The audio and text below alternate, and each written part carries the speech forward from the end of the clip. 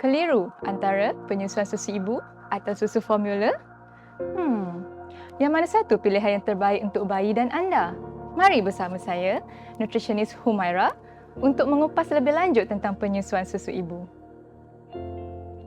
Semua ibu adalah digalakkan untuk menyusukan anaknya dengan susu ibu sahaja dari lahir sehingga berumur 6 bulan eksklusif dan meneruskannya sehingga anaknya mencapai umur 2 tahun.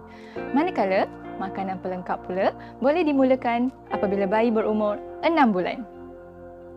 Oleh itu, penyusuan susu ibu secara eksklusif, perkataan eksklusif itu bermaksud bayi yang baru lahir sehingga berumur 6 bulan hanya perlu diberi susu ibu sahaja tanpa memberi apa-apa minuman lain ataupun makanan lain. Adakah anda tahu banyak manfaatnya sekiranya anda menyusukan bayi anda dengan susu ibu? Mari kita lihat apakah kepentingan penyusuan susu ibu itu kepada bayi dan ibu itu sendiri.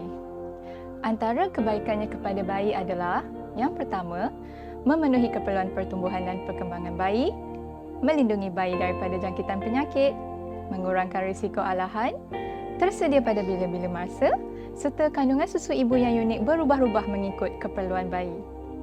Manakala, kita lihat pula kepada kebaikan kepada ibu, yang pertama, dapat mengurangkan risiko kanser, mengurangkan risiko osteoporosis, membakar lemak badan yang terhasil semasa mengandung, mempercepatkan pengecitan rahim, menjarakkan kehamilan serta dapat merapatkan ikatan kasih sayang antara ibu dan bayi.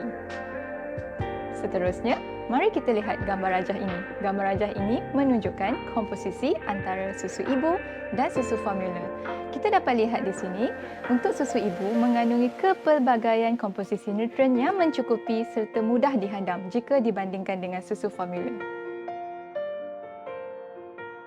Penyusuan awal ataupun pemberian penyusuan susu ibu sebaik sahaja dilahirkan adalah penting untuk memastikan kejayaan penyusuan susu ibu secara eksklusif. Selain itu, penyusuan awal juga amat penting bagi memastikan bayi anda mendapat kolostrum.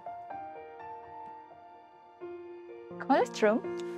Apa itu kolostrum?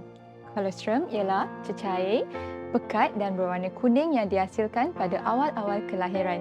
Ianya dihasilkan dalam kuantiti yang sedikit sesuai dengan saiz perut bayi yang kecil.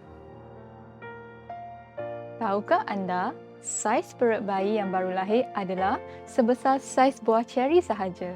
Dan berikut anda boleh lihat bagaimana saiz perut dan keperluan susu ibu bagi bayi yang baru lahir. Penyusuan susu ibu perlulah diberi mengikut kehendak bayi supaya dapat, yang pertama, mengekalkan penghasilan susu, yang kedua, mengurangkan bengkak payudara, yang ketiga, bagi memastikan bayi mencapai berat badan yang sihat, dan yang keempat, supaya bayi mendapat imunisasi. Adakah anda tahu apakah tanda-tanda bayi ingin menyusu? Mari kita lihat. Terdapat 3 isyarat tanda-tanda bayi ingin menyusu.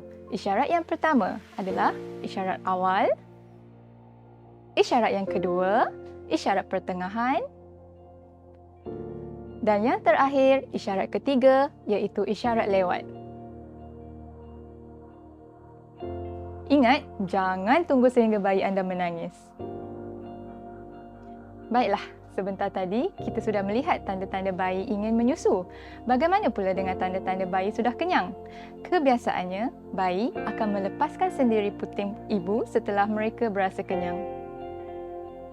Bagi memastikan penyusuan susu ibu yang berjaya, posisi ibu dan bayi juga amat penting. Bagi ibu, ibu boleh menyusukan bayi sama ada duduk ataupun baring mengikut keselesaan ibu.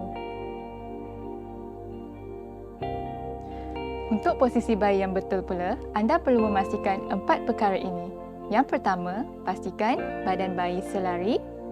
Yang kedua, pastikan bayi rapat ke ibu. Yang ketiga, ampu badan bayi daripada kepala, bahu dan keseluruhan badan. Manakala yang keempat, pastikan muka bayi menghadap payudara ibu. Setelah melihat posisi penyusuan ibu dan bayi yang betul, mari kita lihat pula cara pelengkapan penyusuan yang betul. Yang pertama, pastikan mulut bayi terbuka luas. Yang kedua, pastikan bibir bayi melangkup keluar. Yang ketiga, pastikan dagu bayi menyentuh payudara. Dan yang keempat, pastikan sebahagian besar areola ataupun kawasan gelap sekeliling puting itu kelihatan lebih banyak di bahagian atas. Posisi dan pelekapan penyusuan yang betul boleh menghasilkan penghisapan yang berkesan. Bagaimana untuk mengetahui bagaimana penghisapan itu berkesan? Antaranya adalah pipi bayi kelihatan kembung dan penuh dan terdengar bunyi hisapan yang perlahan dan dalam serta bunyi menelan. Setakat ini saja perkongsian berkaitan penyusuan susu ibu daripada saya. Akhir kata, penyusuan susu ibu adalah pilihan yang terbaik untuk bayi dan anda. Sekian saja dari saya, Nutritionist Humaira dari Jabatan Kesihatan Negeri Pahang, dan jangan lupa untuk melayari laman Facebook Pusat Maklumat Pemakanan Negeri Pahang untuk mengetahui maklumat lebih lanjut. Sekian, terima kasih.